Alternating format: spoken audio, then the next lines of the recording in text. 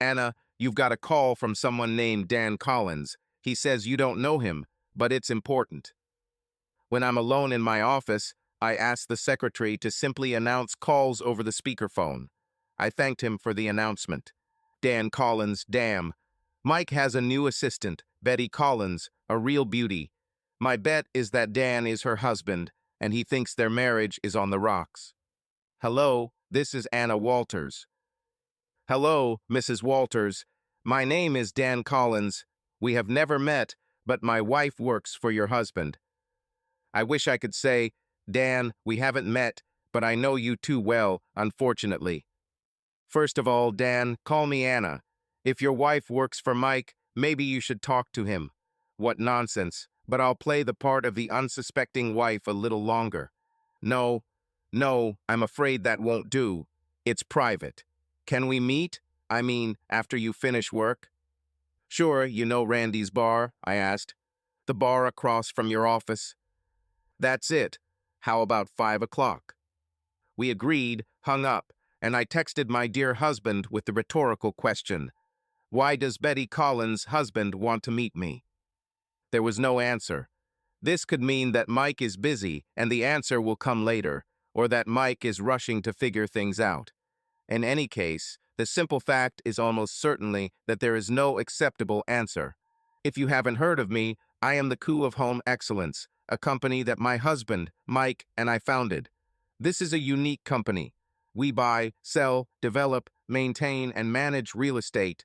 We design, build, buy, sell, repair, and maintain homes, and also do all this for business. Whether you need roses or septic tank repairs, a new family room, a custom home, or office space for your company, chances are the best place to turn is Home Excellence. Our concept was to provide one phone number where one could contact and get the best services. The best ones can be plumbers, electricians, realtors, architects, you get the idea. Mike and I met in college. He was finishing his MBA, and I was getting my business degree. I was in an entrepreneur club, and Mike was writing a term paper for one of his classes about student initiatives that would help make them successful graduates. Mike came to one of our meetings. At this meeting, I presented the idea of integrating home services to improve customer service and create reliable revenue streams for the business. Mike immediately lit up. Mike is tall 6 feet 4 inches. He has a confident posture. He is handsome and has a devilish sparkle in his eyes that makes everything he says seem like a guilty pleasure. He's incredibly confident. When he comes up with an idea, he adopts a persona that almost always leads to success. He lights up. He was allowed to attend the club meeting with the expectation that he would watch and listen. When I started my speech, he asked a question, then another, then sentences. When he started to worry, I started to worry too. That's his thing. The club president, hoping to restore order, asked if we would like to go outside to discuss further. I guess he thought Mike would just calm down and I would continue with a presentation. Instead, we actually went out. I've never met anyone like this. In my student years, I was quite pretty, so to speak. I've never had a shortage of dates, but I never found a guy who would interest me. Then Mike came along and lit a fire in my soul. After the meeting, we went to dinner. We discussed my idea, how to implement it and sell it. The more we talked, the more we both got carried away. We ended up in bed, and it was the most empowering sex of my life. And this despite the fact that we were just beginning to get to know each other. I've always been careful with sex. I have seen many people confuse attraction with love. They thought they had found someone special, slept with him, only to find out a couple of months later that it was a mistake. I made a promise to myself, this won't happen to me. But then Mike came along, and within 5 months we were married. Oh, it's time to meet with Dan, and there's still no response from Mike. It's worse than I feared. I walked into the bar and asked Randy if I could use the meeting room. He was surprised, but agreed. He makes about $100,000 from our employees, their after-hours drinks, and the special events we host at his place. How could he say no? He told me to go back. I replied that I was waiting for one more person. Unfortunately, Dan was easy to find. about 25, handsome, and looking as if his heart had just been torn out with primitive tools. Dan, he tried to smile back. I'm Anna. I've agreed on a place where we can talk. Would you like something to drink? Double scotch, no ice. Randy said he'd bring it. He asked me if I wanted my Giargit Chardonnay, and it sounded good. Dan didn't notice much. He felt bad, and it made me sad just looking at him. I took him to the meeting room, and we sat down at the table opposite each other. You were mysterious on the phone. How can I help you? My wife is cheating or is going to cheat with your husband. I nodded indifferently, as if he had said it might rain. I'm sorry to hear that, of course. My tone was neutral. Can I ask how you know this? She told me herself. My shoulders sagged. This will be bad. What exactly did she tell you? She said she was confused. Maybe she was in love with your husband. He suggested she move out so she could find herself. Ray of light. I half smiled, realizing that I was showing the wrong expression, but I couldn't help myself. Did she make it clear what my husband was going to do? He looked at me as if I had become part of his crumbling world. Sorry, Anna, but are you saying that you'll be okay if your husband agrees to this? I made as sad a face as possible, which I'm sure wasn't as sad as he would have liked. No, that's not what I'm saying. Do you have time for dinner tonight? If I want to explain everything, it'll take a while. What's there to explain, lady? What's unclear? Dan, I assure you, I understand. I hope I can explain this to you. If I succeed, it may not be as bad as you fear. If not, then it will be much worse than you imagine. Now he was angry. I won't take this crap from my wife, so why should I take it from you? Who the hell are you? Dan, trust me, if you give me time, you will see that I only want what's best for you. I want it because it's also what's best for me. This is an unusual situation, but I don't want you to accept a part-time wife. Will you have dinner with me? He looked puzzled, but seemed resigned to listen to me. I've been alone for a while. The prisoners are complaining about my cooking. Dinner would be nice. I named the 3 best restaurants in the city. At the mention of the third, his eyes lit up. We chose it. He was in business clothes. I said that I would book a private room for us, and we would go right away as is. Walking to the car, I reserved a table. It was easy. If she was just confused and there was no cheating, and if I could convince Dan of that, we had a chance. If not, we were in for a real disaster, a huge disaster. At first, I thought our marriage was perfect. This is probably what everyone thinks at first. If Mike has a weak side, it is that he loves to sell. It's part of his personality disorder, but I'm getting ahead of myself. Mike falls in love with ideas. He then makes others fall in love with those ideas. He can sell anything to anyone. One of his weaknesses is his love of ideas. For example, he's thrilled that customers have one number they can call and know they'll get the best service at a reasonable price. He is not interested or important in such things as the actual organization of these services or the quality of the services provided. No, he's not a scammer, if that's what you're thinking. He leaves it to me to ensure that what he sells actually gets done. This is what makes us such a couple. My ideas, my execution, and his ability to sell these ideas to workers, builders, buyers, and consumers of our services. People often focus on the wrong things. Marriages are not made in heaven. Love fades over time. Mike and I shared career goals, and in fact, more than just goals, we shared careers. Our dedication quickly led us to a decent income, and in the last couple of years, to the fact that we became, well, fabulously rich. Fabulously rich is, of course, an oxymoron. Money doesn't buy happiness, but it certainly pays for the suffering which I prefer. My relationship with Mike was built on what has lasting value. A big part of my idea that got Mike so fired up was that people who are good with their hands usually don't want to go into business. They need work, but they don't know where to find it. Property owners need help, but don't know who to hire. If there was a company that acted as an intermediary between these workers and the owners, it would almost guarantee better services at lower prices. The initial challenge was to sell the idea to enough customers to keep workers employed, and Mike dealt with it. Once we had a flow of calls, we were able to scale our work from minor renovations to the design and construction of new homes. Workers naturally gravitated towards what they liked to do. Some preferred construction, others more complex diagnostic work.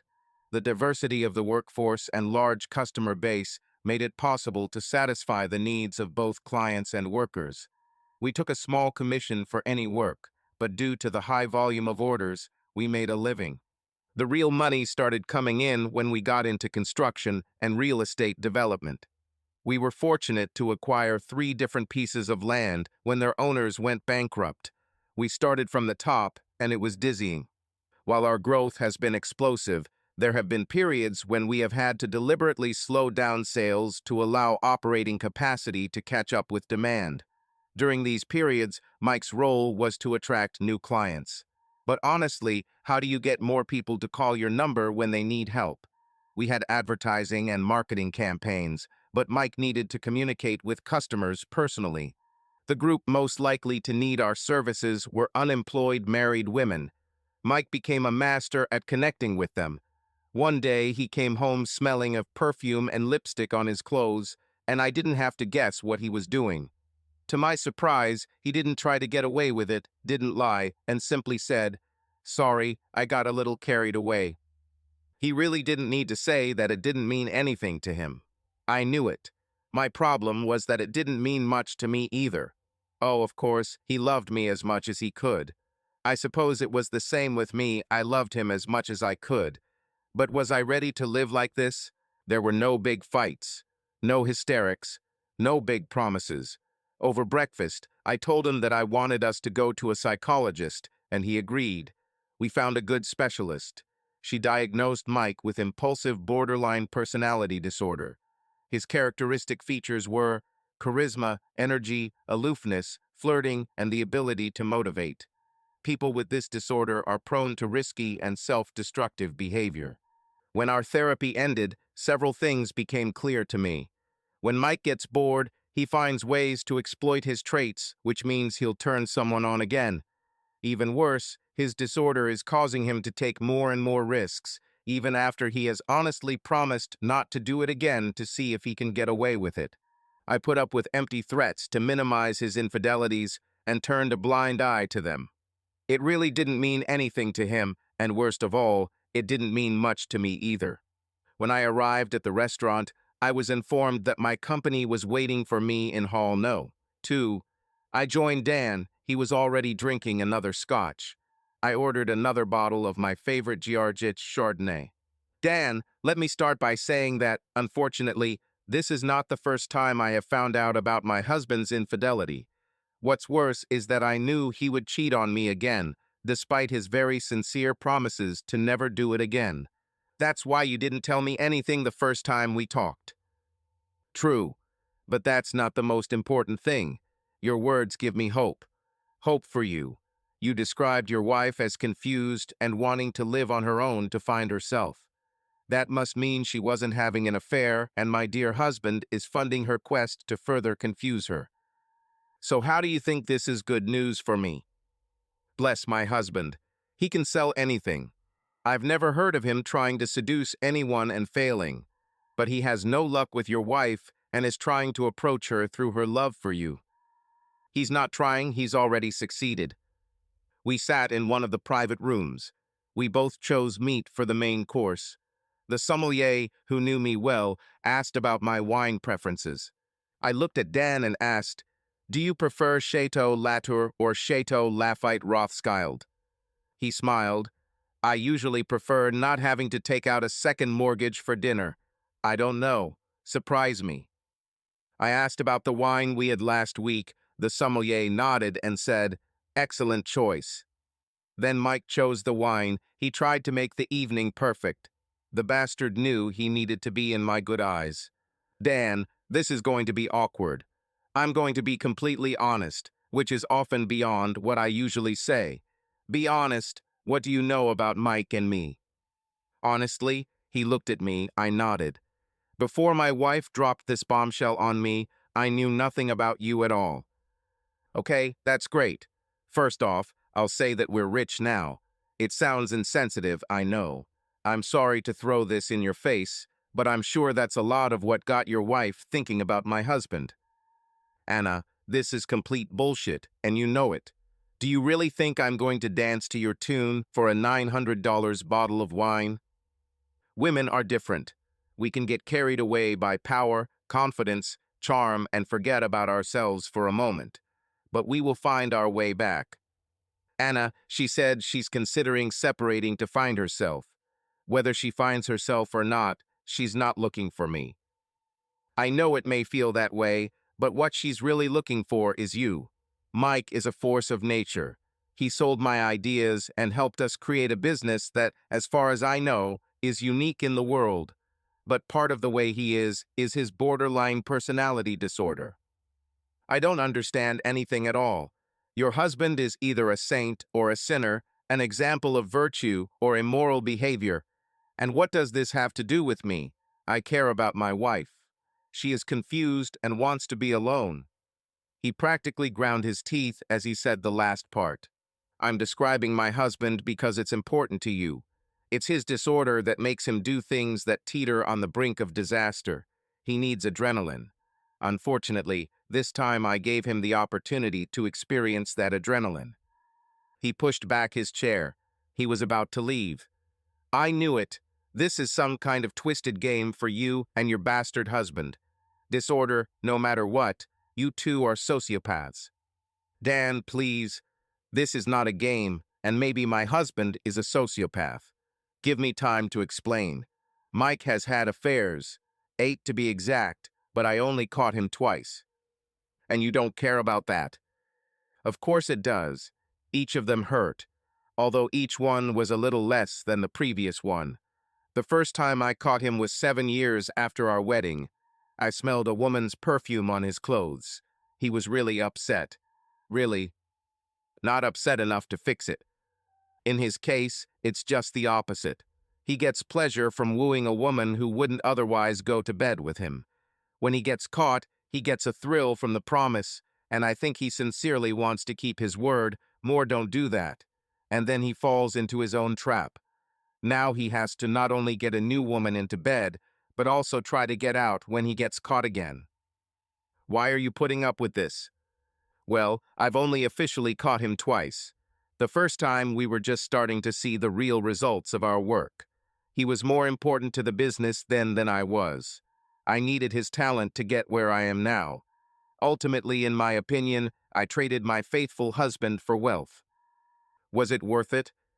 Absolutely. We still love each other. At this point, I would say he loves me more than I love him. He definitely gives me everything he can. How can you say that? Loyalty doesn't mean that much to him. In fact, he would say that he always remains faithful to me. Over time, he convinced me that this is exactly how he feels. Does loyalty matter to you? Yes, that is. She did. If we had stayed married, I would have had to put up with his occasional infidelities. He tried his best to keep me from knowing, and I pretended not to know. But then he caught another husband. It's bad to impose our lifestyle on another couple. Anna, I'm sorry, but you're saying some meaningless things. I feel like you're being honest with me, but your words don't make sense. Your husband can cheat, but only if it doesn't affect others. How can you combine these two things? What? Just don't get caught. He was right. I was deceiving myself. I love our lifestyle. I love building our business together. I decided to turn a blind eye to Mike's infidelities if they didn't come out. But not getting caught is a very low standard. I wonder if I can convince him that our situation is really different. Our dinner was served, and we ate in silence. My phone rang. It was Mike. This is my husband. I'll put it on speaker, and you'll hear everything firsthand. Dan looked surprised but nodded. I answered the call and put it on speakerphone. Mike, I'm at dinner. You're on speakerphone. Tell me, how bad is it? I really screwed up. I'm trying to fix it, but I'm not sure I can. Mike, tell me why she's moving out of the house. How do you know? Oh, I guess you've already talked to him. Mike, stop wagging and tell me straight. She's just incredible. Smart, funny, beautiful, she has it all. I decided I had to spend the night with her. The weirdest thing is that she kept saying no, no matter what I did. I could just leave, but you know me, I will never leave. Mike, I don't care. You have to be honest with me, tell the truth. Nothing worked. Finally, the idea came to me. I had to turn her on so much that she would start thinking about cheating. The charm didn't work, and then I decided to use money and power. I could give her an apartment, a luxurious place, drag her there, spend the night, and then send her home. So nothing happened. Nothing physical. But I told her that she should marry me, and that I could provide for our children in a way her husband never could. You bastard. Dan held on longer than I thought. Dan Collins, I guess. Sorry, Dan. A short pause. Anna, you could have told me. I would have told you if I was on your side, but I found myself on his. There was a small exchange between Mike and Dan. Mike tried to convince Dan that he had simply confused his wife in this trial breakup. If she can remain faithful under circumstances like these, then he has a great wife. But the more Mike sold his version, the less Dan bought it. Mike could not charm Dan and win his affection, and without this, he had nothing to convince him, only to make him more and more angry. In the end, Dan couldn't stand it anymore and left. He's gone, Mike. What about us? I need to think about it, but at this point, I'd say it's over between us. Your thrill-seeking has gone too far. An apartment, a marriage proposal, just to get laid. For what it was worth, you know I'm sorry. What about business?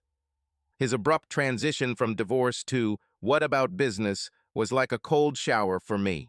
This dinner showed me that tolerating Mike's infidelity was no better than if I was unfaithful myself. And now that I heard that Mike was proposing to sleep with someone, it became clear. I live in a perverted world, even if I don't want to admit it to myself. But no matter how much Mike and I were attracted to each other, there was no emotion in our relationship. Mike, this is all we had. Listen to us now. 15 years of marriage and so much love and effort wasted, and neither of us is particularly upset. Let's see how our partnership goes. He knew me well, enough to know how to sell me this little crash. You're right. You're always right. And as much as it pains me to say it, when you took me back after the first time, I already knew that I could do it again. I wish I was different, but I enjoy it. Of taking more and more risks to get caught. I know, but you can't be that big of a bastard, Mike. These are real people who had great marriages, and now they're in ruins. He'll come to his senses. She didn't do anything. She said she was leaving him and might love you. Let's stop. We both understand, and that makes me angrier than anything you've ever done. I turned off the call. I started crying. I never cry. It was the first time in my life that I simply felt lost. 10 minutes ago, I had a clear picture of life. Success came at me with such overwhelming force that I didn't realize that I was, in fact, mostly a failure. I didn't know who I was. And what's worse is that I never thought that I needed to change anything. What needs to be changed? If I didn't understand this, how could I change it? Suddenly, I stopped crying, pulled myself together, and decided that I had been a failure for too long. It's time to figure out what to do next. We had a house in the suburbs and a penthouse in the city. I texted Mike, "Which house will you be at tonight?" "You choose," came the quick answer. "I'll be in town today. I want to be alone." Certainly. I wonder what that meant. Of course you want to be alone, or, of course I won't bother you. I decided that I didn't care. He accepted that I would be alone. I'm better than this. My ambition forced me to put up with Mike's infidelities. I wanted success so badly that I agreed to a troubled marriage. As they say, if you really want something, you will get exactly that in the worst sense. I wanted it and I got it. But this won't happen anymore. I don't remember where I heard this, but if you don't feel normal, do normal things. I always strive to be the best, but I incorrectly defined what the best was. I really wanted to talk to my mother.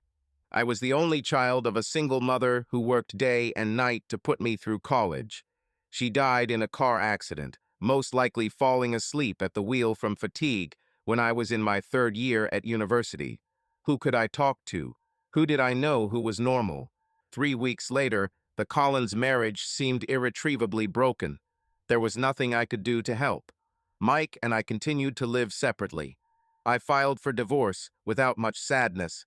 Mike received the divorce papers without any sadness either. Our business relationship hasn't changed much. Looking back, I would say that the uncaring nature of divorce was sad. The dissolution of a 15-year marriage without any strong emotions showed that we were not suitable for each other in the first place. A month after the start of the process, this began to weigh on me. I became depressed because I didn't feel sad. It didn't make sense, but it was true. My life was empty in everything that did not concern work. My birthday went unnoticed. 36 years and nothing but significant amounts in the accounts, several houses, cars, a yacht, and other little things that do not come to mind now.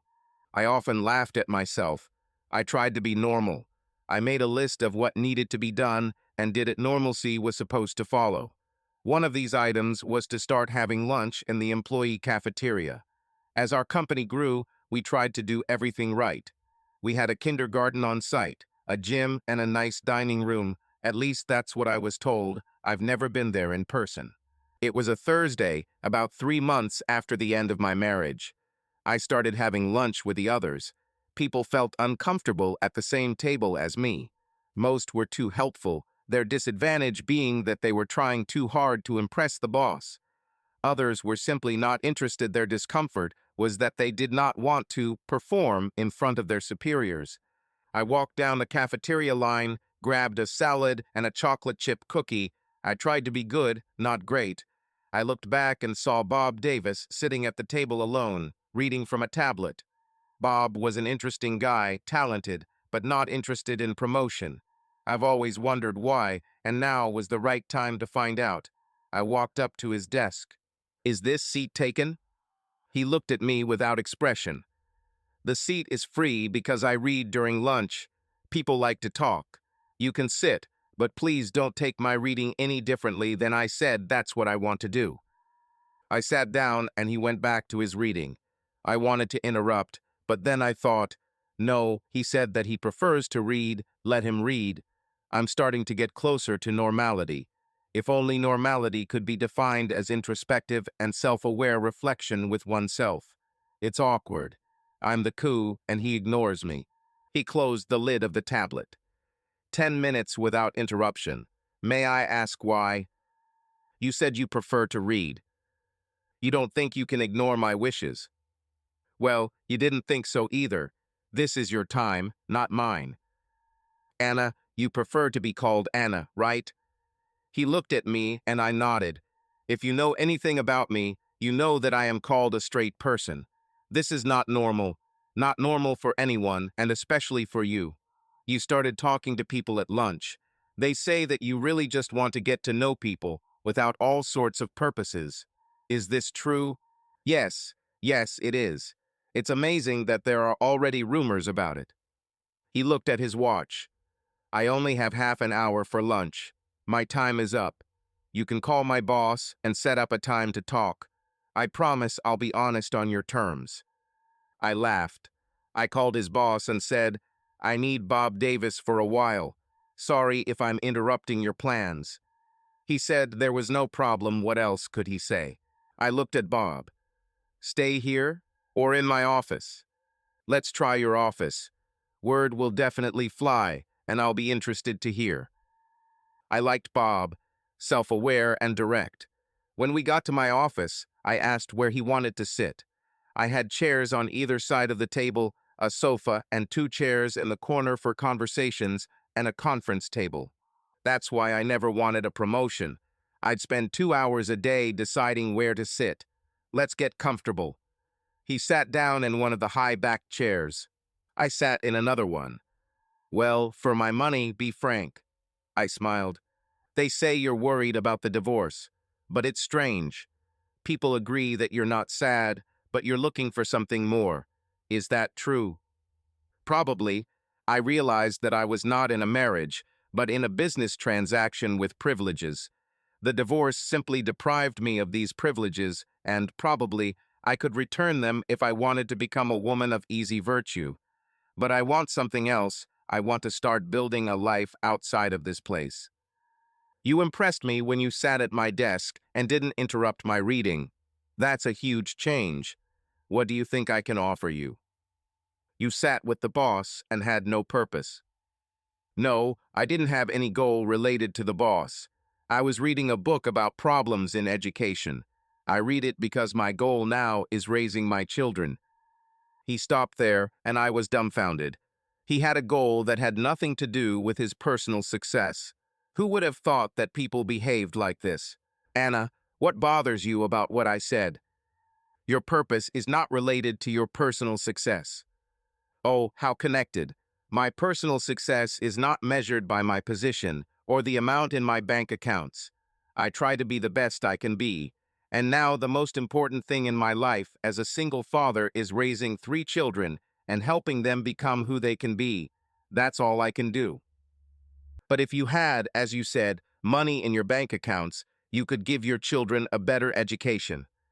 No, I could give them the most expensive education that would put them on the path to the same education for their own children. But I want much more.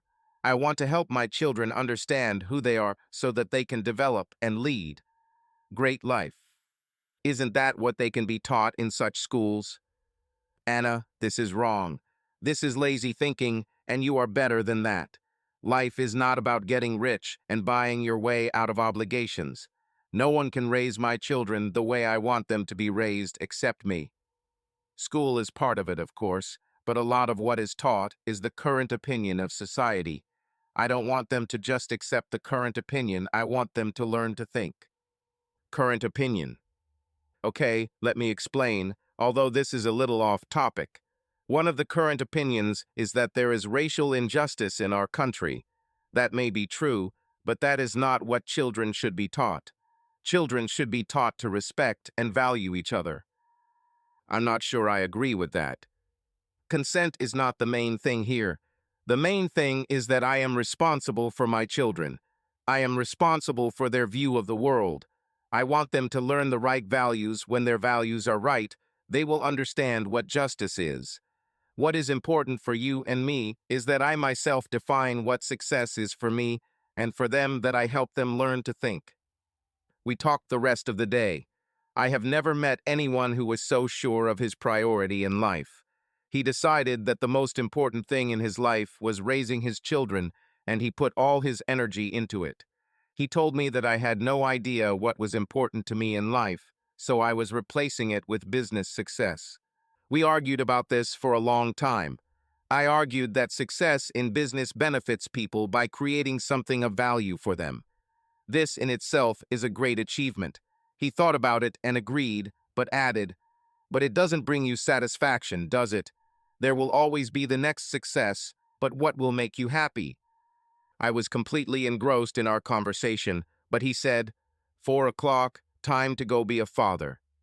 With these words, he stood up, making it clear that our conversation had come to an end. "Will you meet me for lunch again? I'd like to get to know you better." "You mean I should give up reading at lunch?" he said, laughing. "Of course. I think I'd like to get to know you better too." Thus began our daily lunches. Simple question. What will make you happy? As I thought about it, I realized that completing the current phase of each of the 3 real estate projects would make me happy until the next morning, and then new goals would appear. How is this different from trying to be a better parent? At first, I asked questions to get to know him better. I looked at his personal file. We tried to promote him twice, and both times he refused. This is where I decided to start. If it's not too personal, why did you turn down the promotion? It's very personal, but like I said, I always speak up. I'm 36 years old, and my wife died 3 years ago, leaving me with 3 children. Ben, who is now 12, Jen, 10, and Ken, 8. Susan, my wife, was a teacher. We were living well. A couple of months before her cancer diagnosis, we bought a house with 5 bedrooms and a huge mortgage. Luckily, we had mortgage insurance, and after her death, we were able to stay in our new home. He fell silent, wiping away a tear. I felt awkward. Who would have thought that the story would be so sad? Bob, I didn't know it was like this. No, it's okay. Our goal was to raise a family. Now I just don't have her help, so it takes a little more time and effort, but the goal is right. And you just don't have time for this job, no matter how much we offer you. Yes. What about dating? You're too young to be single your whole life. This is my only disappointment. I have been grieving for a little over a year. During this time, I have developed a routine of caring for children. Now I am too busy and frankly, I am afraid to find a woman who could share my dream, starting in the middle, so to speak. He looked at me as if gauging my reaction. Did he think I might want to be this woman? I smiled widely. On reflection, I realized that being in such a role would be better than returning home to an empty 14-room house every evening. Oh, maybe this can be solved somehow. I laughed playfully, wondering about the extent of my interest. I was constantly surprised by how Bob saw his role in life. The Supreme Court has ruled on the procedure for getting rid of pregnancy. I wanted to know what he thought about it and what he taught his children. Their children. I don't want them to form opinions just yet. But this is such a fundamental question. Who they marry doesn't mean they are capable of deciding it today. What I want them to understand today is that this is a political discussion. For life, Republican. For choice, Democrat.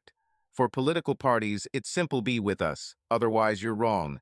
But first of all, it is a matter of personal responsibility. I don't want my daughter to get pregnant and feel like she has the right to terminate the pregnancy. I don't want my sons to think they can impregnate anyone, and it's okay if she makes that terrible decision.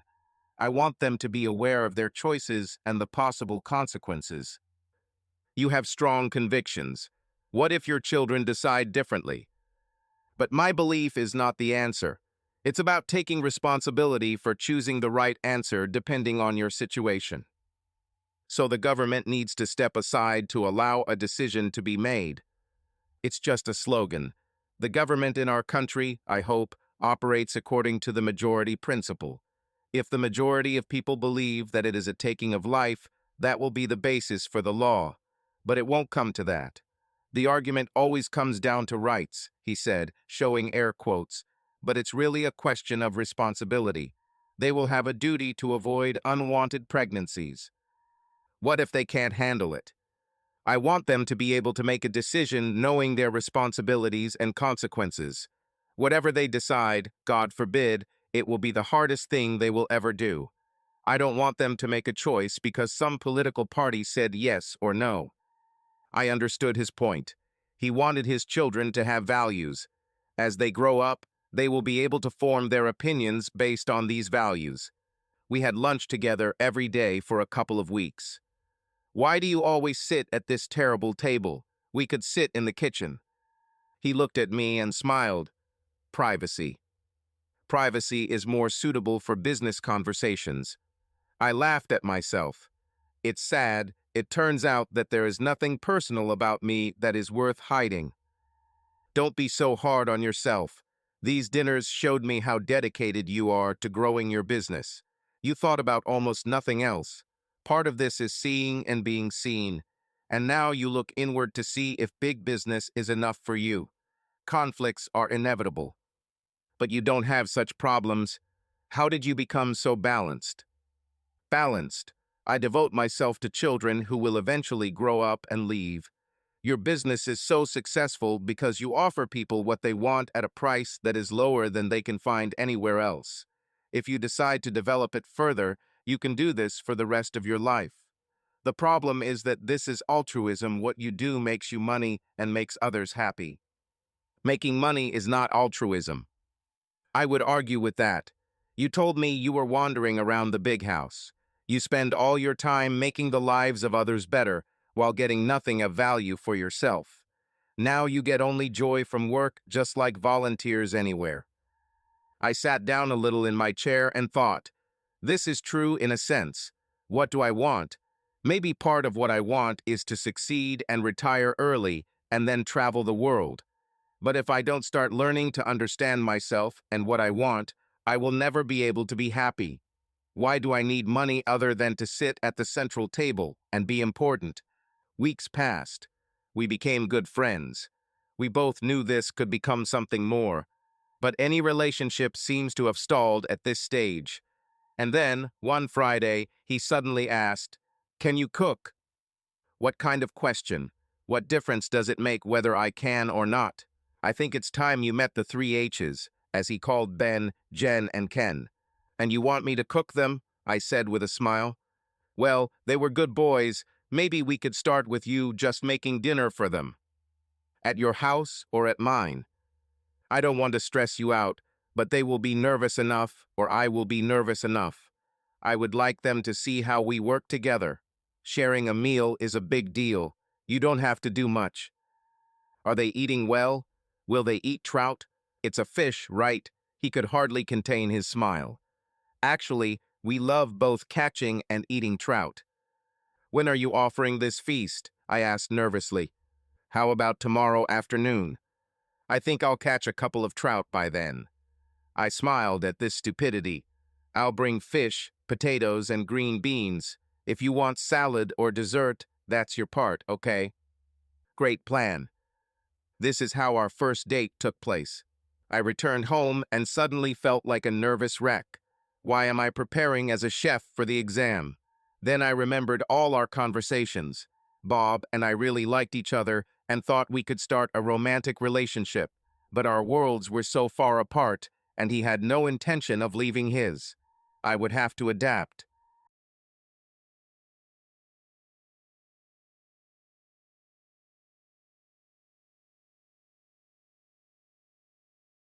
I called Bob 3 times, trying to decide if he had enough space to fry trout, saute potatoes, and reheat beans, or if he had 2 ovens so I could cook more complex dishes. On the third call, when I asked about frying pans and casserole dishes, he said, "Anne, calm down. They're kids. They'll be fine if we make hamburgers and frozen fries." It won't be enough for me, I said, not understanding why I was preparing such a complex dish. You will make me happy, I can tell you that. Do you know what I'm going to do? When you arrive, we'll clean up the kitchen, put food in the refrigerator and everything. Then we'll join the three ends and chat to make everyone feel comfortable. You will see it will not be the problem you are afraid of. Sounds ominous. Do we need a formal meeting just to have dinner? It's not official, but they have opinions about a lot of things and they ask questions. Some of them are completely unexpected, but important for them. Dad never brought another woman home for dinner. They'll want to know what it all means. And I'll just tell them the truth if I listen to anything you told me. It's simple. We hung up. Simple is not always easy. I arrived exactly at 2. I had a refrigerator with food and a box with different pots, baking sheets, and other utensils. Bob met me, welcomed me into his home, and kissed me our first kiss. It was more than a friendly kiss, but less than a lover's kiss. This surprised me. Well, that was nice. Are we planning more of these? It sounds cold to plan, but we'll see if we can find a warmer path. We laid everything out, and it was time to negotiate. I felt like the Secretary of State on his way to his first meeting with NATO. He walked into the room in front of me and turned off the TV to a chorus of "Oh." The movie will start again when you turn on the TV. It's okay. We already talked about it. I was amazed how the 3 children straightened up and all smiled. And this is my friend, Ann Walters. She's the boss at work. Not my boss, but the big boss. But Ann and I are good friends, and we want to see if we can be more than friends. And this is my eldest son, Ben. When he introduced him, Ben came up to me and shook my hand. My sweet daughter, Jen, who repeated her brother's handshake. My youngest, Ken, another polite handshake. Both boys looked at me very friendly. Jen, on the other hand, looked at me appraisingly for some reason. Our mother is dead. You will not take her place. I was shocked. I stood in silence. Bob immediately intervened. Sorry, Jen, maybe I missed something. Who said Anne would take your mom's place? Well, Bob simply raised his index finger to his lips, and she fell silent. Young lady, we are always honest with each other, so I appreciate you saying what you think. But besides honesty, there are also manners and politeness. Anne is our guest. She went to great lengths to come here and cook for us all to have a wonderful trout dinner. Maybe you could ask differently. He looked at me, smiled, and said, Anne, Jennifer has expressed her concerns. How would you describe our relationship? Be honest, be honest. Jen, in some ways you may be right. Your father and I really like each other very much. We both think we might even fall in love with each other. If this happens, then marriage may be a logical step. In that case, I will become part of your family. I won't be your mother, but all five of us will figure out who I will be and who I won't be. Are you okay with this? When will all this happen? She was still frowning. Maybe this won't happen. This is the first step. Then there will be others. It may be a long time before romance emerges, and even longer before the wedding bells ring. Will I have the right to vote? Bob quickly interjected. Jen, I think I need to tell you no, based on the way you're asking the question. You are so important to Anne and me that our first time together is with the three of you. But the romance will be between Anne and me. The two of us will decide whether it becomes more than friendship.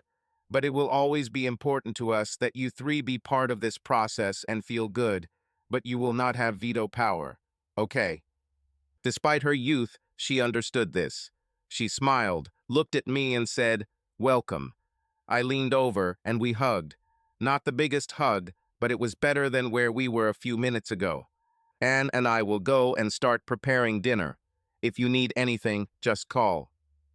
We went to the kitchen. When we got there, he hugged me and kissed me. This time, it was a real kiss. What has gotten into you today, and how can I make sure this happens more often? Well, until today we were at work.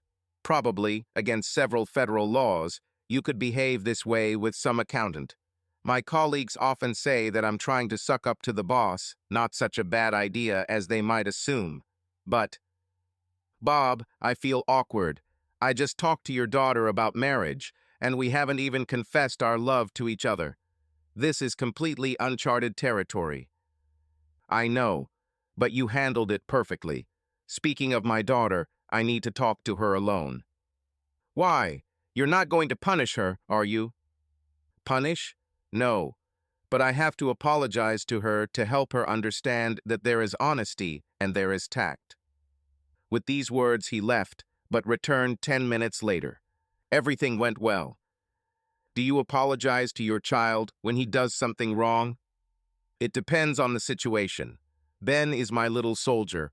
He perceives and carries out direct orders to catch up or drop out. Jen will resist orders for so long that you will forget why you gave them. Ken becomes unsure, so each situation requires its own approach. It's interesting when 2 or 3 of them end up guilty of the same thing. The whole day was like this. I felt like a child with my hands full of candy that I couldn't get out of the jar. Bob lit up when he saw that I was hungry to learn more than I could handle.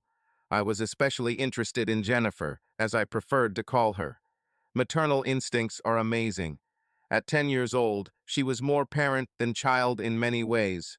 She understood that her older brother was a little soldier, and she could give him an order that he would carry out even before he realized that she was younger than him. The day was such a success that it led to actual dates.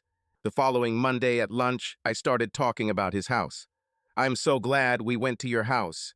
It was warm and cozy there. I felt at home, even though Jennifer and I butted heads a few times. She liked it. She doesn't have a woman in her life, and it's hard for her. She is growing up. I'll have to tell her about women's days, and that's more honesty than I'd like with her. I laughed. My mom did a great job. I was ready, but the pain for the first time was scary. I would be glad if I could be there to help her. I stopped and thought. I never thought about motherhood, raising children, or anything else that couldn't be accounted for on a balance sheet or income statement. And I didn't even think about it now. I hoped that I would have a chance. Hello, the earth is calling Anne. We talked about real dates. I want to make sure we spend time with your children. They really touched me, and I would like to get to know them better.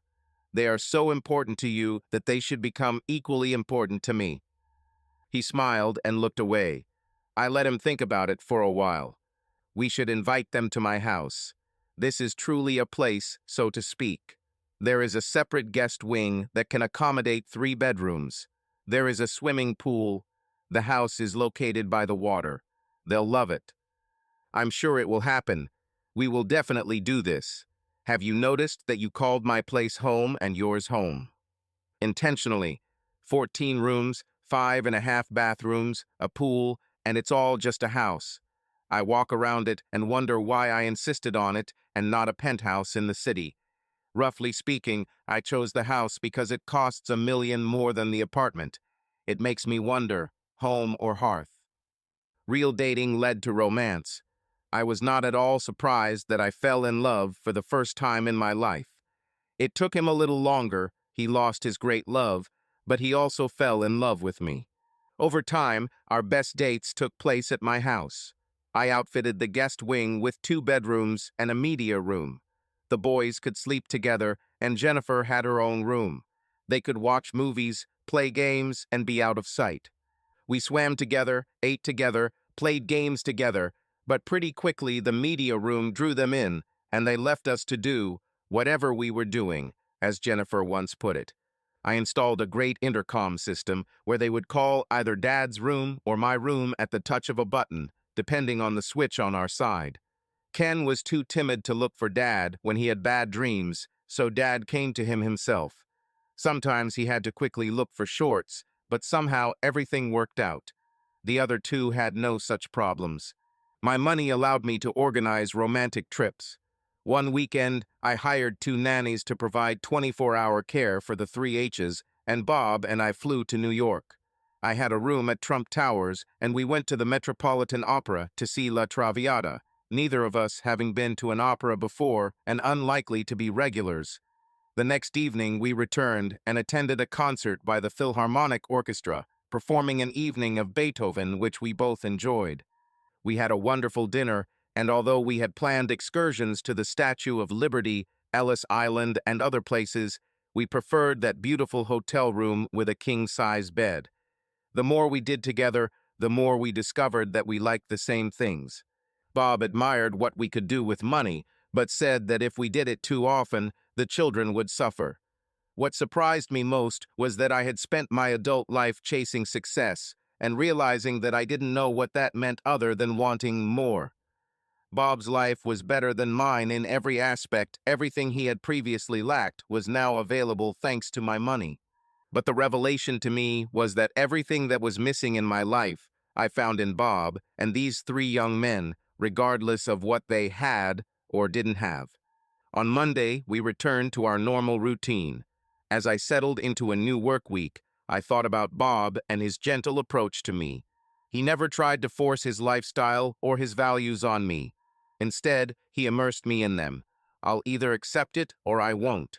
Mike always did the exact opposite. He ignited himself and made you also get carried away with what he needed. It was Jennifer who finally defined our romantic connection. One day, at their home, she spoke to me. We often communicated one-on-one. Can I come alone and stay at your house in Daddy's room? Her dad did have his own bedroom, although a check to see if he was there might show otherwise. Why do you need this? I asked, almost beaming with joy. I'm so tired of being around men all the time. While I was telling her that of course she could, I noticed Bob wipe a tear from his eye. Later that evening, as I was getting ready to go home, no sleepovers without my own room. Even if it's not in use, Bob said, I want to ask you something. Wow, come on, lay it out. I don't know how to do this, I'm better at numbers. You can handle it, just talk. I fell in love with you. I want to marry you. But before I ask, I want to know what you think about it. I longed to have a woman in my life. I didn't think I'd find another one, but I did.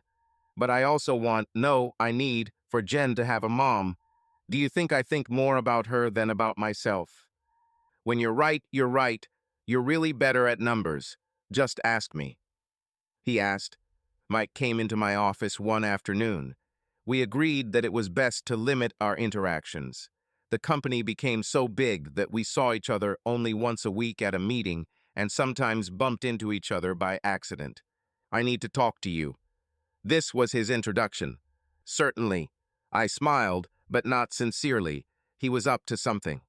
And there are rumors that you and this Davis guy are serious. This is true? I wanted to ask, why is this important to you?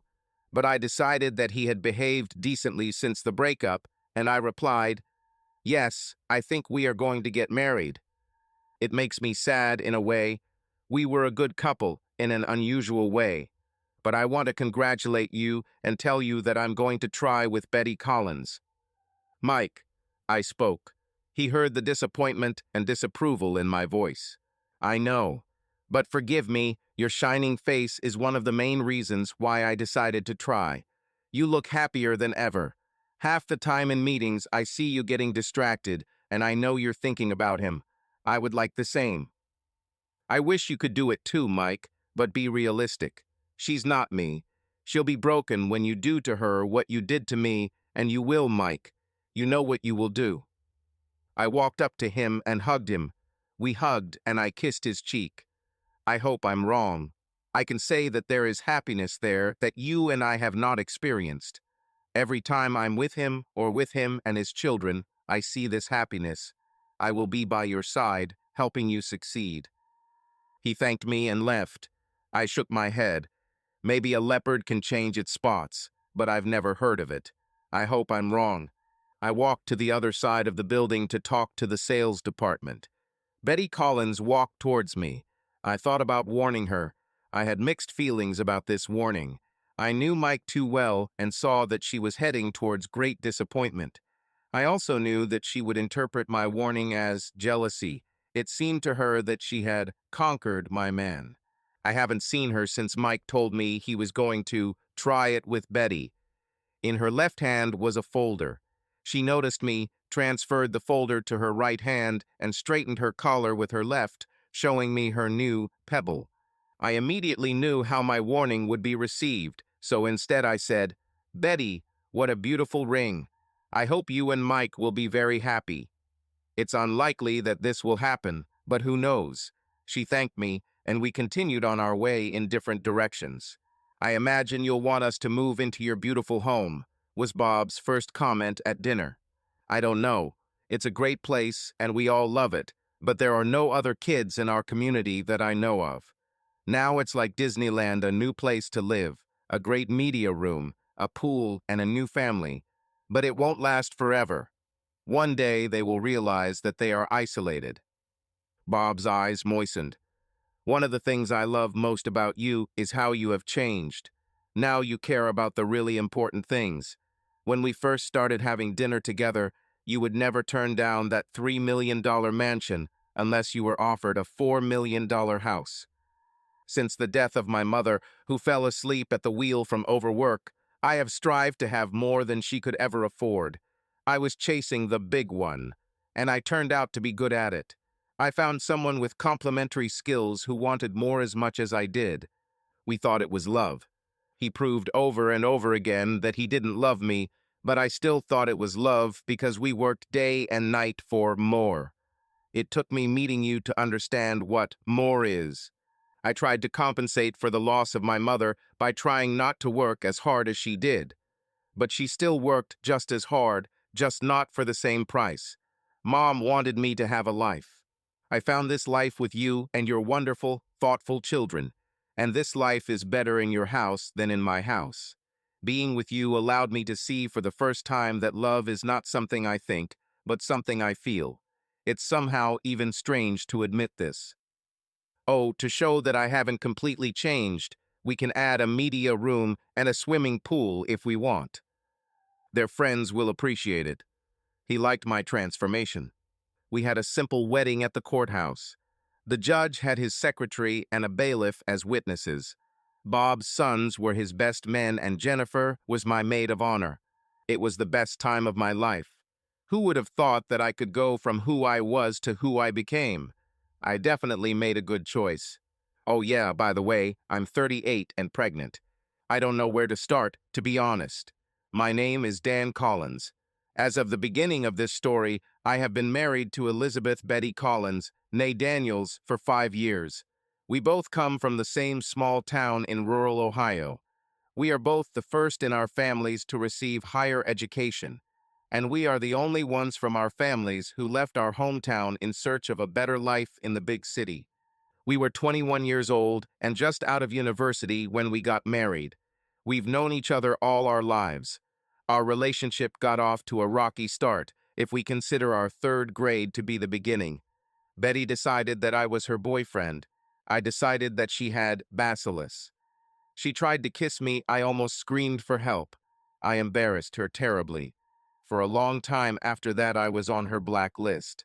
Both of our families were poor, or at least classified as poor. She had a brother and a sister. I had a brother and 2 sisters. College was not a possibility for us unless we earned money ourselves or borrowed money for education. For some reason, we both decided at an early age that we wanted to leave the small town and pursue higher education to have a chance at a successful career. There were several scholarships in our city that were awarded to outstanding students. There were also national merit awards and other resources. We both spent most of our high school years trying to get scholarships, and we both eventually succeeded. This is how our romantic story began. High school students do what all high school students do. They move from being children to being almost adults, trying out adult life without much sense of responsibility. Everyone we knew was just teenagers, and we were engrossed in our studies. We both didn't date much, so we weren't high on the popularity lists. Whenever there was an event, I invited Betty. We were brought together by poverty and the desire for more. Our families got along well. These were surprisingly similar-minded people. By the time we were in high school, it was clear to everyone that we would get married. Fate dealt us a blow. She was offered a partial scholarship to the University of Cincinnati. I was offered the same one at Youngstown University. We were from Southeast Ohio. She went to school in the Southwest, and I went to the Northeast. Many young romantic relationships can't handle that distance. But for us, college was the same as school. We were students first and foremost and devoted little time to anything or anyone else. Every time we saw each other, our love grew. Oh, how I loved her. She was beautiful, smart, and funny. What a sense of humor she had. We loved a lot, and when we weren't making love, we laughed. We made plans for the future. We weren't offered a better job in the same city. We decided to accept my offer, since she received a very acceptable offer in the same city. I'm lucky. My first job was very successful, and I was offered a promotion to Charlotte. Betty was happy about the move. She didn't like her job. The move turned out to be both good and bad. I began to earn 50% more. She earned nothing. She needed to work, and we needed money. But we were not in a desperate situation. She could afford to look for something more suitable. A week passed, a month, then 3, and she began to get nervous. I was afraid that she would accept the first offer that came her way. I decided to try a different approach. Honey, I earn much more now. Working in the central office, I will probably get promoted again soon. Why don't we move our plans forward a few years? You stop taking the pills, and we'll try to have a baby. Dan, we can't. We don't have money for a down payment on a house yet, and we don't want to raise our kids in an apartment. She was right, unfortunately. I was in a great position for potential career advancement, but I wasn't making enough to support my wife and child. Betty needed to find a job, and now, almost 2 years after graduating from college, she was unemployed and had no serious work experience in her field. Something will definitely turn up. This time I'll be pickier. These words came easily to her, but I knew that she was neither optimistic nor patient. We urgently needed something to change in our favor. I continued to encourage her, saying that luck would turn around for us. My life still seemed exciting. Maybe, come to think of it, my life was the only one that remained exciting. My work became more and more complex and larger. I was working on a new energy storage system using solar panels or wind. We didn't have time to complete the development. My working hours were lengthening, which meant more and more loneliness for poor Betty. Two people can logically agree that it is better to focus on the career of one of them. But all this logic won't help when you're sitting at home alone, with a prepared dinner that you didn't really want to cook, and your husband is late again. One day, I returned home around 8 o'clock in the evening. The apartment smelled wonderful. I couldn't tell what exactly she had prepared, but the aroma promised a real feast. Betty ran up to me and almost knocked me off my feet. I have wonderful news. Wonderful. Did you find a job? Not just a job. I will become an assistant to Mike Walters, CEO of Home Excellence. Wow, what does it mean? Dan, this is such a crazy story. They had a vacancy in the sales department. I was interviewing with some woman, and everything was going well, although I wasn't particularly impressed with the job. Suddenly, a man enters the room and introduces himself. Mike Walters, the CEO himself. So he just interfered in the interview? I asked. Yes, and it was unexpected, she replied enthusiastically. Mike asked how things were going for us, and the woman named Doris, who was conducting the interview, explained what kind of vacancy I was being invited for. He became interested and wanted to know about my qualifications. She gave him my resume. Did he just take the lead? D-E-N, she drew out my name into 2 syllables, as she did when she got impatient, which has been happening a lot lately. He instantly asked me if I was interested in working for him for a big salary. Doris didn't wait for my answer. She simply asked if he needed her and, without waiting for an answer, left the room. She looked towards the kitchen. Oh, I opened a bottle of Cabernet. We will have dinner at 8:30 Boeuf Bourguignon. We poured a glass of wine, and she continued, Mike said he already has an assistant who does mostly secretarial work, but he imagined that he needed someone who would help him make deals. We will keep the current assistant, but she will work under my leadership. Is he going to make you his chief assistant right away? Yes. Betty, this is amazing. This is exactly what we were hoping for. That evening was wonderful. Dinner was great and dessert even better. It was served in bed and consisted of 3 separate courses. We woke up with a new attitude and celebrated once again. Who will blame the newlyweds for being a little late? Life was wonderful. Betty soon began to earn more than me. I thought we could save all her money, but she spent it on new clothes in accordance with her new status. However, after 2 years, we would have a significant down payment on the house, perhaps 40 or 50%. Our dreams were coming true. Betty said that Mike sometimes crosses boundaries in his relationship with her. She also told me not to worry because I was her man. I trusted her completely and observed how money and power can change people.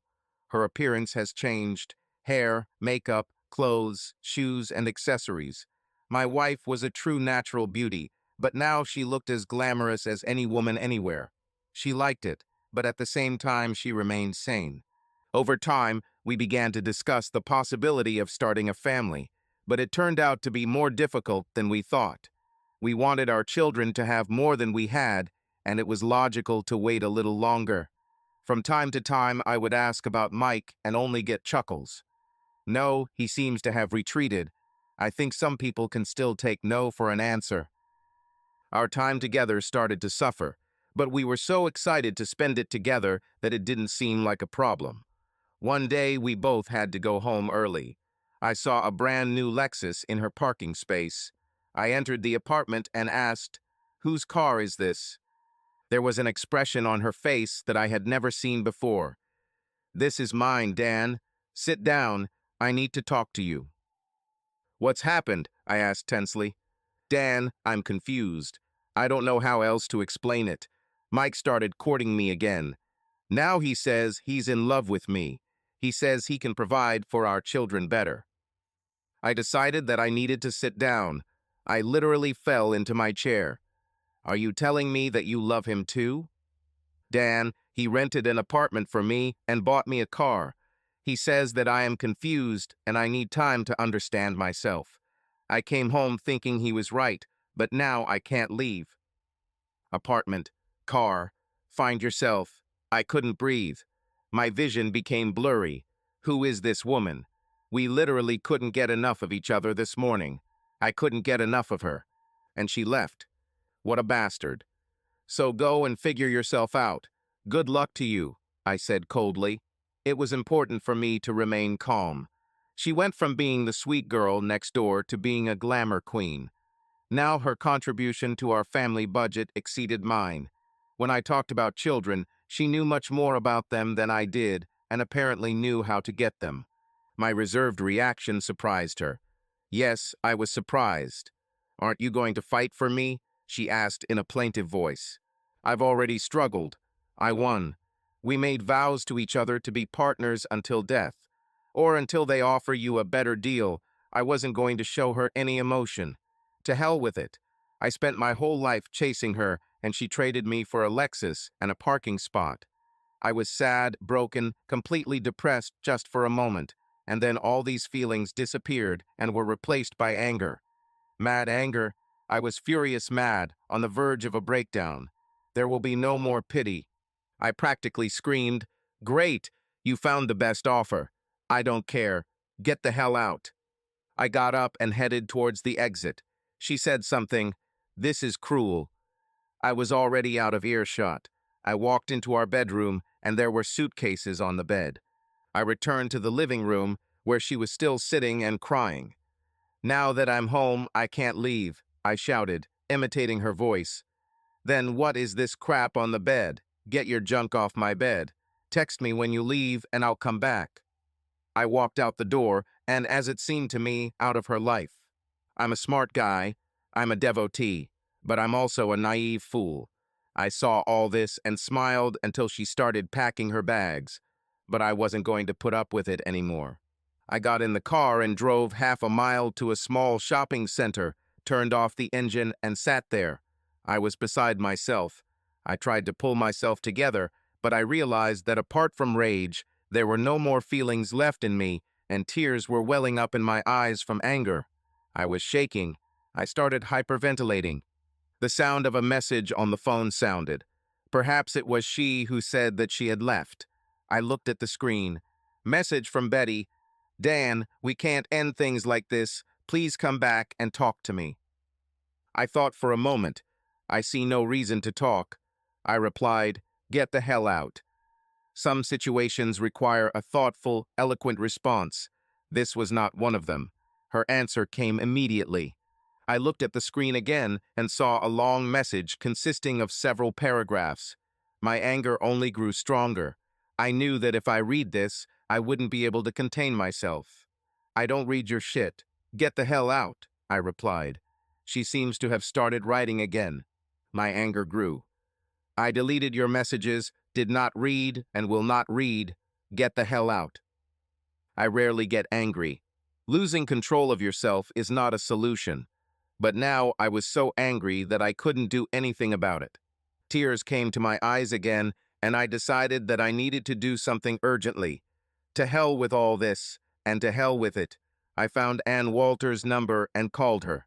She was very kind and agreed to meet in half an hour. My time with her was strange.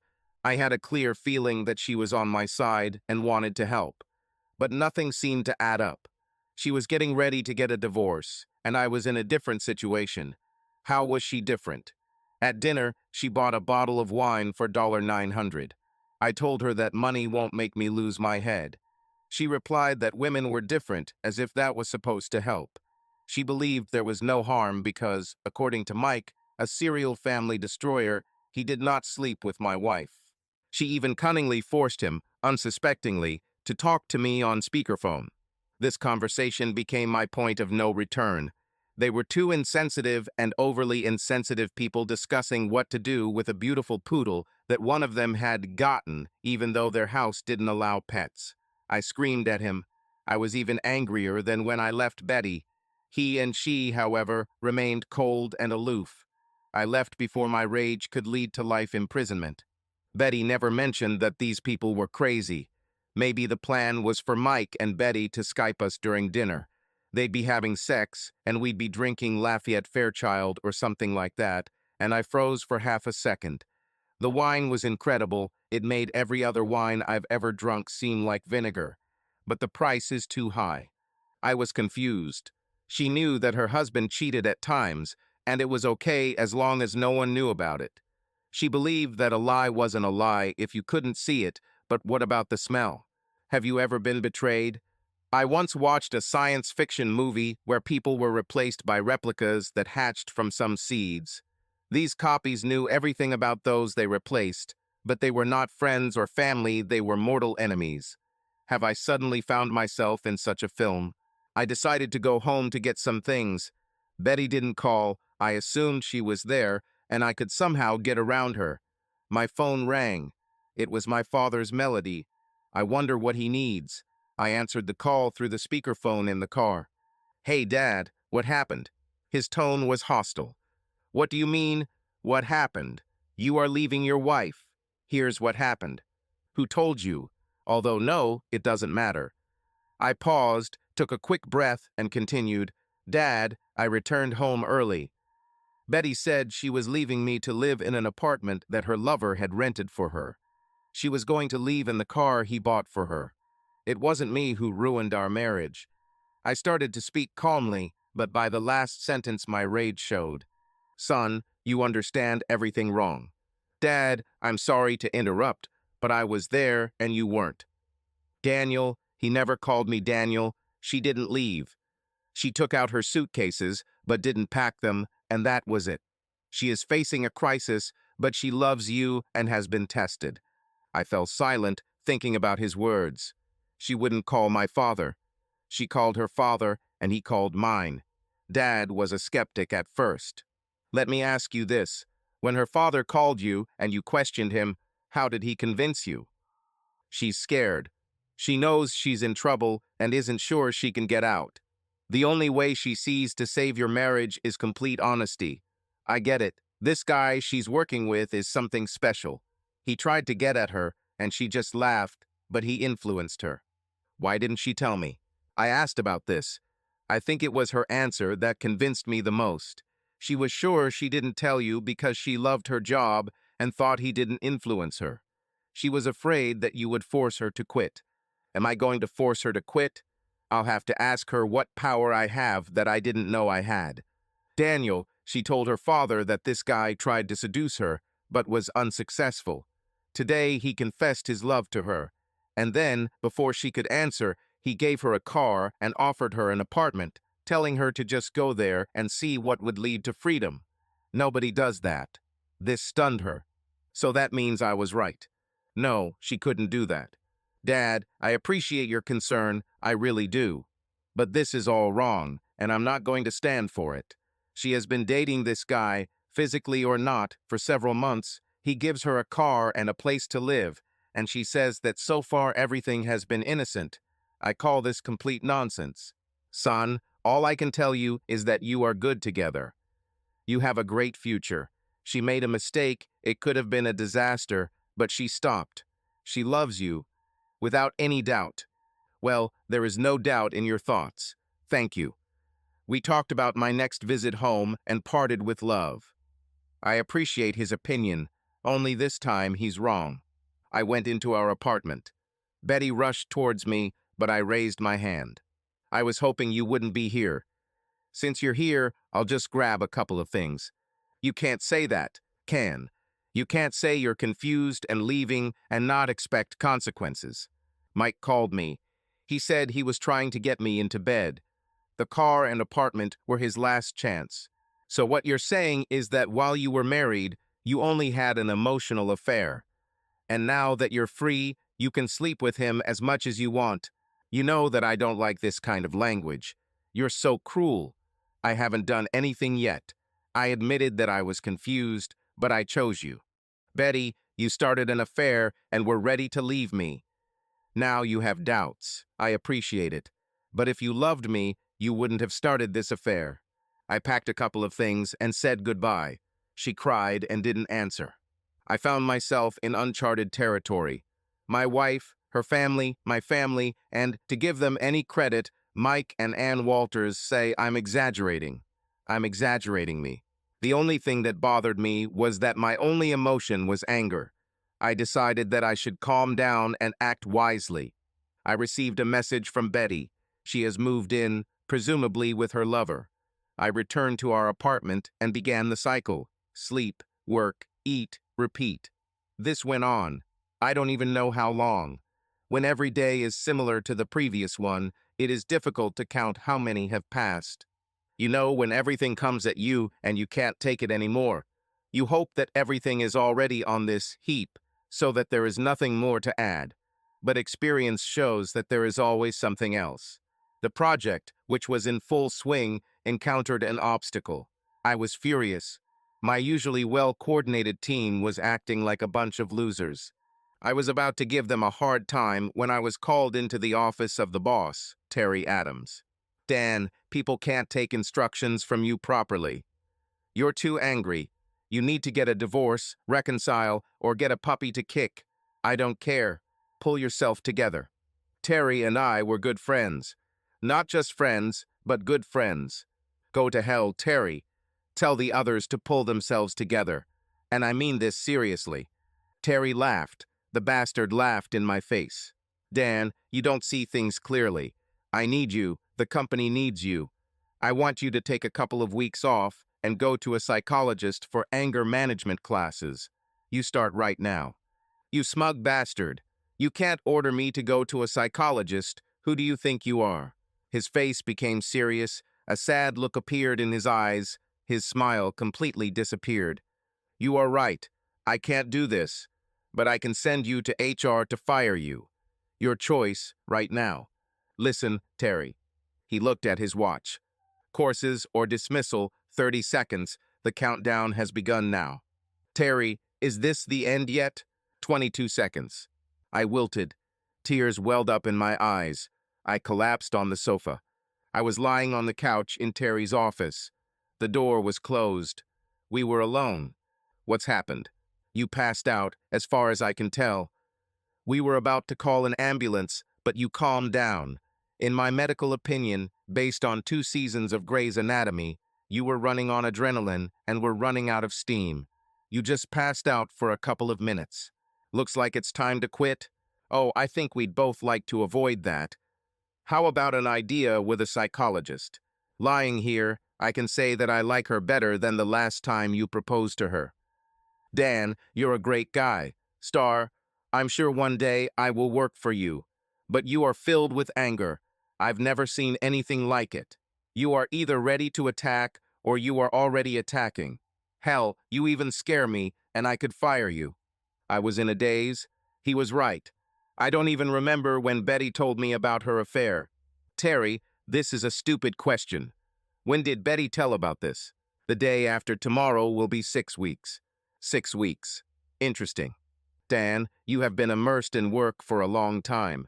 People were unhappy, sorry, they had their own lives, even if you didn't. That's when your decline began. These last 3 or 4 days have been especially difficult. I have often wondered, can a person be so evil? I have this number, Dr. Gloria Wyndham, PhD. They say she is the best. I was going to give the card to my friend, but it looks like you haven't been to work for a while. I simply nodded. He called her office on speakerphone. Terry's description of my rage and recent brief blackout led to Dr. Wyndham herself contacting me and scheduling an appointment for me 2 days later. We met. She said she preferred to be called Dr. Wyndham because the sessions were likely to be difficult, and she felt it was easier to maintain a professional distance in that situation. She suggested calling me Mr. Collins for the same reason, but I didn't like it. Dan made me feel like she was on my side. She asked me about the situation. She then wondered how I felt. I said I was angry, furious. She straightened up and looked me straight in the eyes, as if she was about to say something important. Dan, anger is almost always a secondary emotion. Fine. If you want to discuss secondary circuits, I can talk about it for a long time. Secondary emotions require prompting. I frowned. She laughed. Why do people think what I say is funny? I'm angry. So this hint was just in place. I was trying to decide if this deserved any kind of reaction. She continued. Your situation looks something like this. You received news that unsettled you. You can't discuss it with anyone because no one validates your feelings and you get angry. All the emotions you felt at that moment are still there, you haven't processed them, and now you only feel anger. Have you ever understood something but didn't fully understand it? I don't know how else to describe what I felt. There was something lurking underneath the anger, and in order to heal, I needed to work through it. Okay, I get it. For me, this means letting go of the anger and dealing with what's left. She said it probably wouldn't work. We have to deal with what is at the root, and then the anger will disappear. I'm an engineer. My computer froze. Don't try to fix it, start gardening, and you'll feel better. I would have told her to go to hell and go home, but since visiting her was a condition for continuing work and, accordingly, maintaining housing, I decided to behave good. She advised me not to do anything drastic until my anger subsided. I went to see her twice a week. We weren't getting anywhere. She suggested hypnosis. I didn't like this idea. I read all sorts of stories. She said that they have nothing to do with reality. They are just sexual fantasies. Hypnosis would only help me overcome my anger and come to an awareness of repressed emotions. I don't know what she was hoping for, but I was slowly losing my anger. Nothing changed, I just learned to deal with it. This was my personal low point. Betty insisted she was not having an affair. Mike tried, but she rejected him. I reminded her that she had moved in with him. She said she moved into the apartment he provided because I kicked her out. This got me thinking, but I still didn't believe that he didn't live there. She said I could come anytime and check. Without seeing progress, I saw no way out. I hired a lawyer and filed for divorce. Betty asked for family therapy. My lawyer said I should go. I asked Dr. Wyndham, and she said it was a bad idea. She was my therapist, and we should see someone who hadn't worked with either of us. I let Betty find a specialist. Family therapy was useless. I filed for divorce because of her cheating. She didn't cheat on me. She was there with a new car, suitcases, and said that she was going to find herself. She was fascinated by money and freedom, but her suitcases were not packed, not closed. She could not leave. She left. I kicked her out. She felt no remorse. I refused to accept reality. It was a dead end. The therapist said that he was convinced that I was not going to change my mind, and there was no chance of reconciliation. This made me angry. I'm already a better person, but why am I the one who doesn't change my mind? The therapist looked at me as if I was not present at the sessions. Your wife agrees with everything you say. She understands everything and answers all your questions, and you don't believe a single word. You were betrayed, and this betrayal colors everything that happened after you found out about it. Betty had no more tears. She apologized again, said that the only thing she regretted was that she could not convince me that I was right, and the divorce took its course. I knew Dr. Wyndham was wrong. I stopped visiting her. Finding a solution brings peace. A little unstable, but the anger no longer controlled me. My project developed rapidly. People wanted to work on my team. We made great progress and had fun every day. I wasn't ready for a serious relationship, but one can find solace in the arms of many women who have sought the same solace. My only rule is no married women. Several times I left a fun evening when my potential date said, well, basically that she was single. To be honest, I was still angry about the betrayal. The father said that Betty is now dating Mike, and they are serious. Dad, I know that you love me and have always done everything possible to help me. I am very grateful to you, and I know that you know this. Why are you calling me? Son, I hope you pull your head out of the sand. This girl loves you, and you love her. Dad, didn't this conversation start with the fact that she's seriously dating the man who ruined our marriage? No, the person who destroyed your marriage was you. That's why I'm calling. I didn't know what to say. I knew he wasn't teasing me. He wasn't trying to hurt me. He said what he thought. Well, I need to think about it. I'll tell you one thing, Dad. I know that your intentions are to help me, and that will carry the most weight in my thoughts. Thank you. The Great Father does such things knowing that this can be received with hostility. You are a wonderful father. Secondary emotion. What could it be? This is not a complicated scheme. Everything is simple. Mike continued to seduce her. He succeeded so much that she was about to leave. Regardless of whether they were already lovers, it doesn't matter. He did not rent her an apartment in order to play checkers. He told her that he could offer more and better for their children. She agreed and went to the exchange. Our divorce was on the verge of completion. Ann Walters called me. Hello, Ann. Dan, I'm sorry for disturbing you at work. Do you have a couple of minutes? What could this mean? Certainly. Mike, my ex, and I were talking at work today. Oh, you got divorced too? Yes. I regret that I didn't do this earlier, but that's not why I'm calling. Today, Mike told me he was going to marry her. Well, I was right. They had an affair. No. Well, at least I don't think so. I'll tell you one thing, and of this I'm sure. Betty loves you and would come back to you in a heartbeat. For the first time since Betty first talked to me about this, I felt pain. I felt insufficient. I have worked my entire life to rise above my sense of smallness. She couldn't take that away from me. I felt anger, it was protection. And thank you very much. But how do you know that she loves me? Let me tell you how my day went. I met Betty in the hallway. She specifically showed me that she was wearing a new ring. I wanted to say something, but I thought she was just showing off. Well, that says pretty clearly that she loves me. Just listen, Dan. Less than 10 minutes later, she called me and apologized. She said she hoped I would say something other than congratulations. What? Be patient, Dan. She said Mike was acting increasingly strange. He proposed to her at the very beginning, but it was not a serious act, in her opinion. She still rejects his attempts to get her into bed. I do not believe in that. I believe, without going into details that you won't like, I will say that sexual conquests are too important to Mike. She was consistent. She would be his if only they got married. It nearly broke him. He's not good at his job right now. Sex is important. But from the very beginning, it was a betrayal. She wanted to find herself a better man. You need to talk to her about this. But you're wrong. She may have been attracted by the promise of wealth, but it was never the thought of a better man. You both will never know if she would have left for him the day you returned home. She sat there, lost, she couldn't leave. Tears welled up in my eyes for the first time in a long time. All this does not mean that she loves me. What Betty wanted to tell me is that Mike is the wrong person. He won't take care of her or the children. He's a self-centered bastard. We talked about Mike. I wanted her to know that Mike would still be Mike. He will love her and the children as best he can, but he will need to go to the left, and he will. We chatted a little more, and I learned that she was also getting married.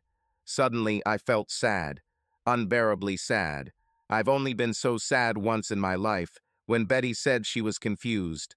Oh no, those were her words. I'm confused. Father was right. I suddenly needed to know. Dr. Wyndham's words made sense. I hid my feelings under anger. I called the doctor and asked if she could see me for a few minutes at the end of the day. She agreed, although she said that it would be a paid session. I only spoke to her for a few minutes. He explained that he finally understood everything. If I can convince Betty, will she agree to work with both of us? Since I was willing to look into what would make me feel better, she agreed. I haven't dialed this number for a long time. I didn't know if it worked. Dan, is it you? There was alarm in her voice. Why not? Betty, I need to talk to you. Are you free? When? Now. Well, in 10 minutes. Dan, what is this all about?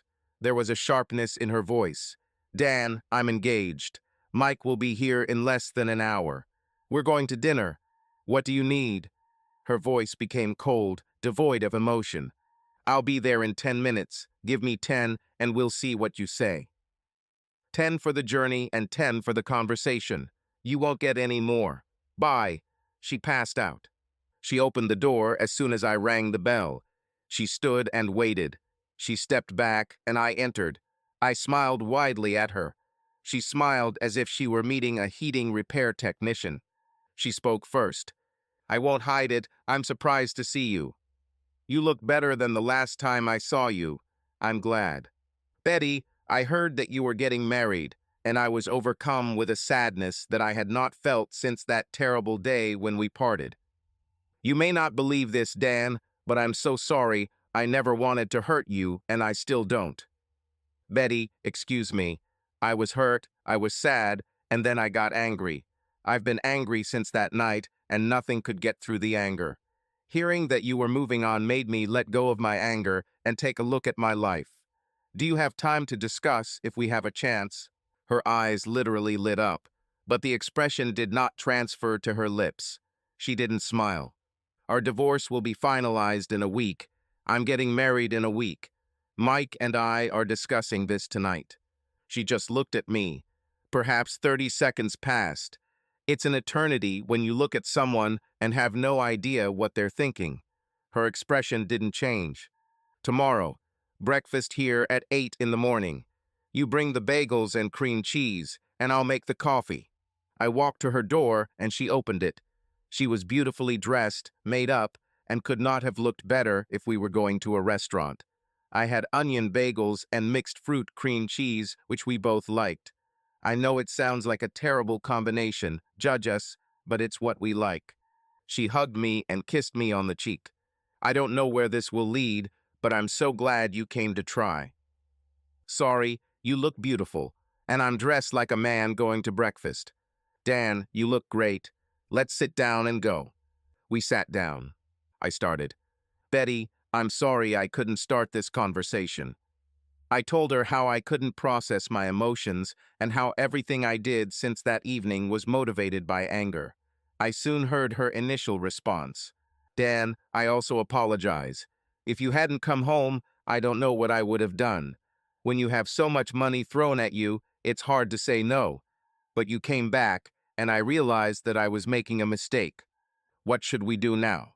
Dan, we need to move slowly, but I want to tell you something. This will be the best news you can hear, I think. I thought for a long time whether I should marry Mike. I talked to his ex-wife, and she actually told me who he was. Not a monster, of course, just not the kind of person I would want to marry. But maybe it was just her jealous words, so I needed to check on him. He wants to be my husband, my protector, the father of my children. The check was simple. I told him it was our time. Last night was supposed to be our first time. You said it would be good news." She simply smiled. I told him that it's the middle of my cycle. You know how excited I am at this time. So we'll get married in a week, and we'll do it for the future, take pills, and try to have a baby right now. I'm waiting for good news. Well, first of all, it's my third day of Women's Days. I thought I knew Mike, but this test was easy. Mike, of course, was glad that we would finally make love, and just as glad that it would lead to a child. He was here 30 minutes after you left. Have you gone out somewhere? No, he wanted to stay at home. He also said he wanted to wait until marriage to have sex. He said that I didn't let him in all this time, and he wants to respect me. So there was no sex. Right. By the way, when he said no sex, I said it was a test. He was very happy and said that he knew about it. He should have refused. I smiled and remained silent, but he failed the test.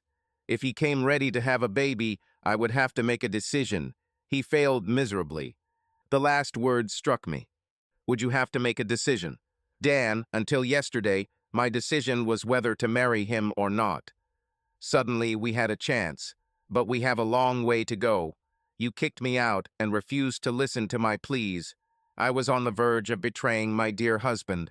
I'm sure we both need time to make sure we can trust each other again. We can handle it. I'm sure of it."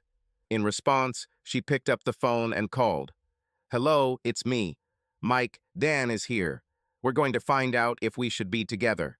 I'm sorry. I will vacate your apartment today. I'll leave the car and give you the ring when we meet. Sorry." She paused. I heard screams on the other end. She listened for a few minutes and then said, "Understand. Sorry. Goodbye.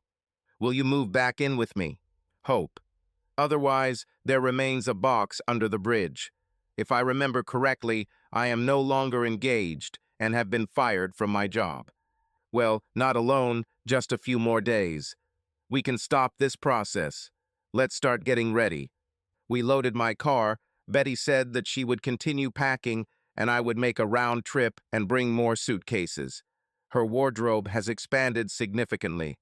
On the way, I picked up my phone, looked at recent calls, and called Anne. She answered the call. "Dan, what do you owe this pleasure to? Betty just broke up with Mike. Among other things, he fired her. First of all, tell her to come to me tomorrow. Mike is partially right. She doesn't work for him anymore. She works for me now. What is her education? Business. I have always been involved in sales, but prefer marketing." "Wonderful. So, everything is decided. Are you going to get together?" "I'm not sure, but I hope." "Me too. We'll talk again, probably through Betty, but we'll talk." I returned home, unloaded the car, loaded it again, and headed back to Betty's apartment a little over an hour later. She gave me the key. I opened the door and heard, "Bastard, get away from me. It cost me everything. I never got the slightest pleasure from you. But now I'll take mine, even if it's the last thing I do." I called 911. "A crime is happening at the moment." I hit him. I handed her the phone. "Tell me your address." 911 is listening. Betty was breathing heavily. She fought furiously. She dictated the address and called an ambulance. 911 asked questions, but Betty couldn't answer. She was exhausted. She just said, "Hurry up." I was impressed. The police arrived 2 minutes later, and the ambulance a few minutes after them. The door was still open from the moment I arrived. There was a man lying on the floor, unconscious.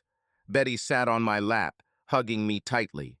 The police asked us to give our names and explain the situation.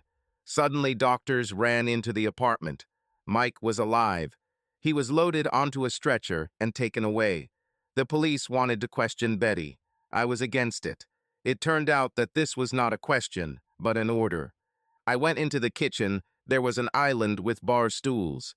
The policeman and I sat down, and he asked me to tell him what happened.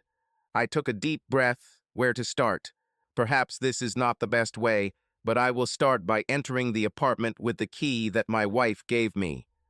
I heard her screaming for him to get out. I grabbed the first thing that came to hand and hit him on the head. I began to console Betty. What did he mean when he said she cost him everything? I hardly know this person, but I can give a guess. I'm sure it's close to the truth. He told me to continue. He made it clear that he was recording my words. My wife and I are going to try to get back together. We are on the verge of a divorce, which will be finalized on Monday.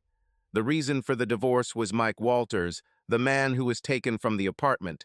He charmed my wife, took him for her apartment, and ultimately proposed to her.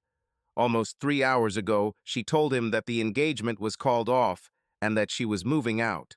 We packed a few things. I took them to our old apartment and returned with more suitcases. She gave me the key so I could enter myself. I don't know if it was due to training or the fact that police officers are often faced with lies, but he looked at me and said, "Well, this is one interpretation. It can be said that you are furious with jealousy and have come here to get rid of your wife's boyfriend. Of course, that's possible." And then she jumped into my lap because she's half primitive, I replied, smiling sarcastically. "Well, there is such a version." He looked at me seriously.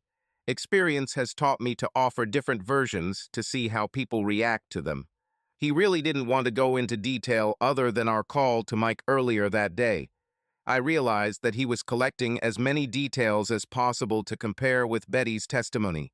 To bring charges, it is important to accurately describe the crime, and in such a situation, the details are difficult to remember even after several hours. During the interview, my phone rang. I looked at the officer. He nodded. I glanced at the screen.